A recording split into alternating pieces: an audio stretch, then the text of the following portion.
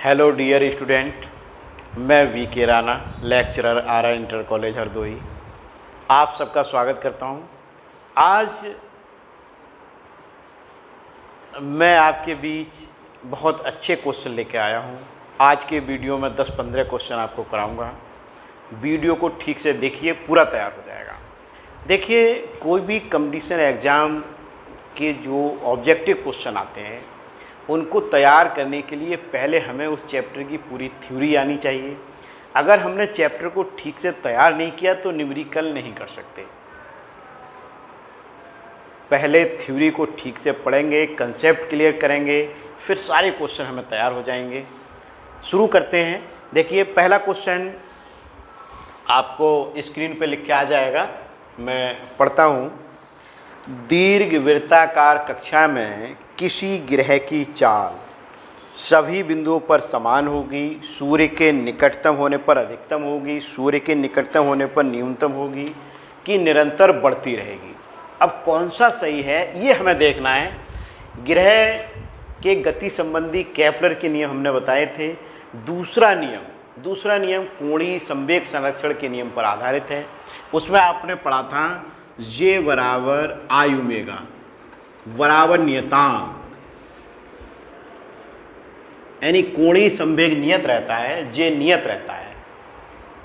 अब देखिए, आई बराबर एम आर स्क्वायर, ओमेगा बराबर नियतांक, एम आर स्क्वायर। एक सूत्र आपने पढ़ा है बी बराबर आर ओमेगा, तो ओमेगा बराबर क्या आ जाएगा, वी अपॉन आर, यानी वी अपॉन आर बराबर नियतांक, आर से आर, एम आर वी बराबर नियतांक। द्रव्यमान कांस्टेंट है तो आर वी बराबर नियतांक। इसके आधार पर बता दोगे, यानी जो चक्कर लगा रहा है, कह रहे हैं निकटतम होने पर, सूर्य के निकटतम होने पर अधिकतम होगी। ये आंसर सही है। कैसे सही है? देखो, अगर आर का मान कम होगा तो वेग का मान ज़्यादा होगा, यानी इसको आप ऐसे भी लिख सकते हो 1/v। वेग का मान कम होगा तो आर का मान अधिक होगा, या v ऐसे भी लिख सकते हैं। अब क्या क्वेश्चन है, सभी बिंदुओं पर समान होगी? समान नहीं हो सकती। देखो, सूर्य के निकटतम होने पर अधिकतम होगी, सूर्य के निकटतम होने पर न्यूनतम होगी, निरंतर बढ़ती रहेगी। तो निकटतम होने पर अधिकतम होगी, निकटतम होने पर अधिकतम होगी, क्योंकि निकटतम होने पर अधिकतम होगी। आर का मान कम होगा, वेग का मान ज़्यादा होगा। क्लियर हो गया? बी वाला सही है। अब देखिए अगला क्वेश्चन। अगला क्या है, केपलर के द्वितीय नियम के अनुसार किसी ग्रह को सूर्य से मिलाने वाली रेखा समान समय अंतराल में समान क्षेत्रफल पार करती है। क्या क्वेश्चन बताया? यहाँ लिख के आ जाएगा क्वेश्चन। क्या है? केपलर के द्वितीय नियम के अनुसार किसी ग्रह को सूर्य से मिलाने वाली रेखा समान समय अंतराल में समान क्षेत्रफल तय करती है। क्या? कोणीय संवेग नियत रहता है, इसमें हो जाएगा। दो ग्रह सूर्य के चारों ओर R1 व R2 त्रिज्या की कक्षाओं में चक्कर लगा रहे हैं। यदि उनके परिक्रमण काल T1 व T2 हों तो T1/T2 का मान बताइए। हमें T1/T2 का मान निकालना है। अब इसमें तीसरा नियम लगा दो। तीसरा नियम क्या था? टी स्क्वायर अनुक्रमानुपाती आर की घात 3। इसके आधार पर लिख सकते हो T1/T2 ये R1/R2 की घात 3, ये लिख सकते हो। और देखो, T1/T2 आपसे पूछा है। T1/T2 ये जो पावर है इधर आके इसके अपॉन में आ जाएगी। R1/R2 की घात 3/2। सही हो गया। अब देखो कौन सा सही है, बी वाला ठीक है, बी ठीक है। अब देखिए नेक्स्ट क्वेश्चन है, स्मॉल एम तथा कैपिटल एम द्रव्यमान के दो गोले वायु में स्थित हैं तथा इनके बीच गुरुत्वाकर्षण बल F है। यदि इनके चारों ओर विशिष्ट घनत्व 3 का द्रव भर दिया जाता है तब गुरुत्वाकर्षण बल होगा। यानी चारों ओर क्या भर दिया गया? एक द्रव भर दिया गया।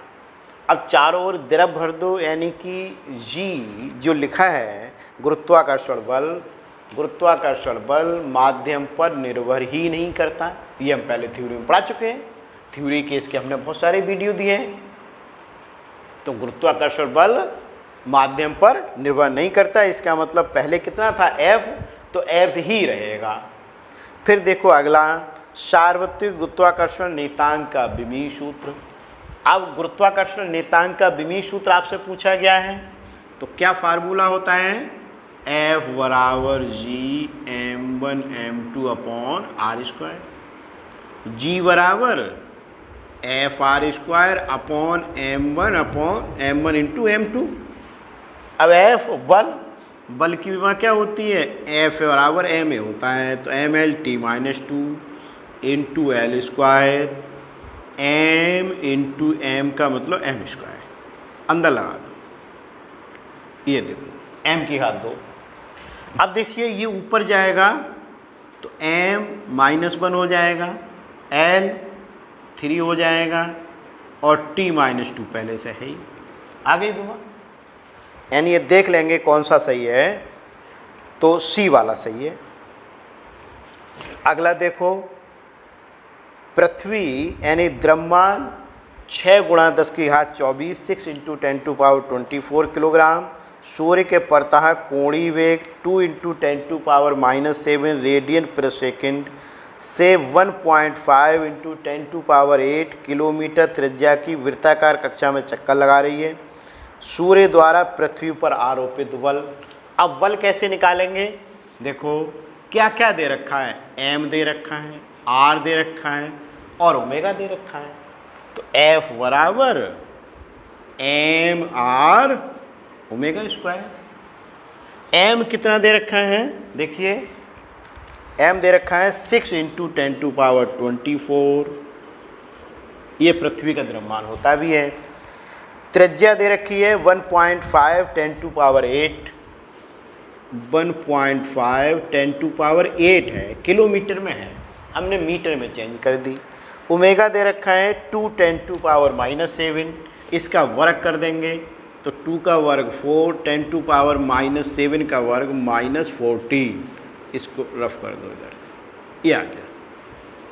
अब देखिए मल्टीप्लाई कर दो, 6 आएगा, 6 6 या 36 आएगा और पावर देख लीजिए 25, यानी कि कितना बचेगा?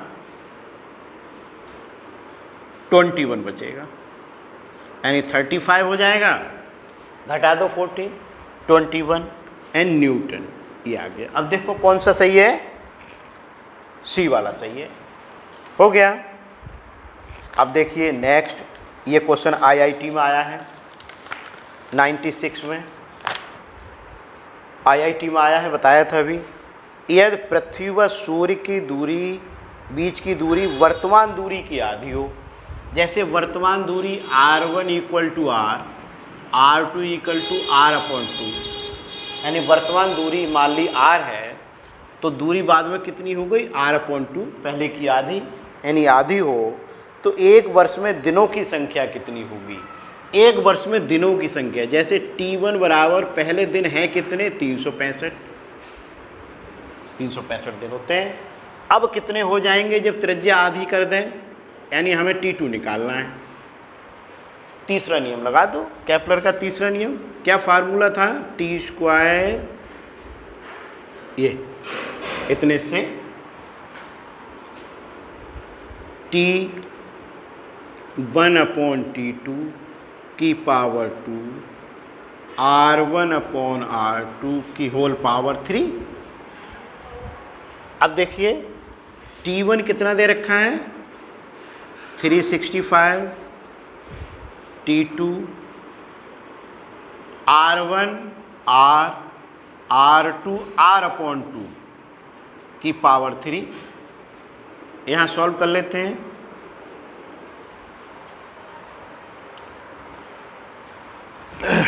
उधर की बजाय इस साइड में सॉल्व कर लेंगे। यहाँ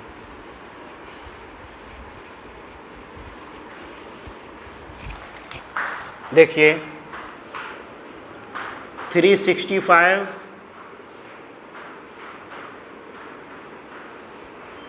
ये 2 ऊपर पहुंच जाएंगे, 2/1 r से r कट गया की पावर 3। इसको ऐसे भी लिख सकते हैं 365/T2 2 की पावर 3/2, ऐसे भी लिख सकते हैं। अब देखिए 365/T2 इसको लिख सकते हैं 2 इंटू ये, देखो इसको सॉल्व करेंगे तो ये आ जाएगा। अब 2 तो ऐसा ही, ये क्या है √2 की वैल्यू 1.41, 365/T2 इसको सॉल्व कर लो तो ये आ जाएगा।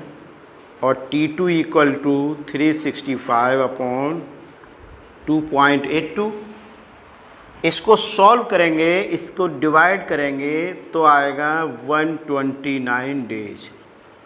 ये आ गया। यानी कौन सा सही है? V सही है। IIT में आया हुआ क्वेश्चन है। अगला है, यदि पृथ्वी अपनी अक्ष के परतः घूर्णन चाल बढ़ जाए, पृथ्वी की अपनी अक्ष के परतः घूर्णन चाल बढ़ जाए तो विषुवत रेखा पर पिंड का भार घट जाएगा। जानते हो विषुवत रेखा पर G का मान कम होता है तो भार घट जाएगा। इसलिए ये CPMT में आया 97 में। बहुत अच्छे अच्छे क्वेश्चन हैं। नेक्स्ट है, पृथ्वी तल पर विषुवत रेखा से ध्रुवों की ओर जाने पर G का मान बढ़ता है, क्योंकि ध्रुवीय अक्ष के परतः पृथ्वी चपटी है, ध्रुवों पर सबसे ज़्यादा होता है।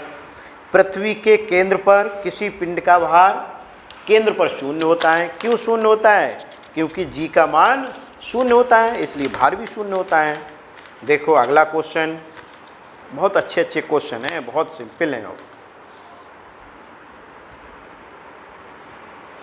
बहुत अच्छे क्वेश्चन हैं। अगला क्वेश्चन है, केपलर के नियम के अनुसार किसी ग्रह का परिक्रमण काल T सूर्य तथा औसत दूरी r निम्न समीकरण से संबंधित है। कौन सा सही हो जाएगा? V। कैसे सही हो जाएगा? क्योंकि आपने पढ़ रखा है, ये पढ़ रखा है T², ये इसमें r कैपिटल है, इसको ऐसे भी लिख सकते हैं, ये r अपॉन में आएगा और ऊपर जाके क्या हो जाएगा? -3 बराबर नियतांक। यही वाला ठीक है, यानी कि V सही है। ये CPMT में आया, जब CPMT पहले हुआ करता था। देखिए अगला एम्स में आया। एम्स क्या है? 2002 में आया। गुरुत्वाकर्षण बल संरक्षी बल होता है। गुरुत्वाकर्षण बल ये BHU के एग्जाम में आया 99 में। यदि पृथ्वी का गुरुत्वाकर्षण बल समाप्त हो जाए तो वस्तु के कौन सा सही है? यानी G का मान, यानी गुरुत्वाकर्षण समाप्त हो जाए तो भार तो 0 हो जाएगा, लेकिन द्रव्यमान उतना ही रहेगा। क्लियर हो गया? अगला है, यदि पृथ्वी तल पर गुरुत्वीय त्वरण G m द्रव्यमान की एक वस्तु को पृथ्वी तल से पृथ्वी की त्रिज्या r के बराबर ऊंचाई पर ले जाने पर स्थित ऊर्जा में वृद्धि होगी। बहुत अच्छा क्वेश्चन है ये। देखो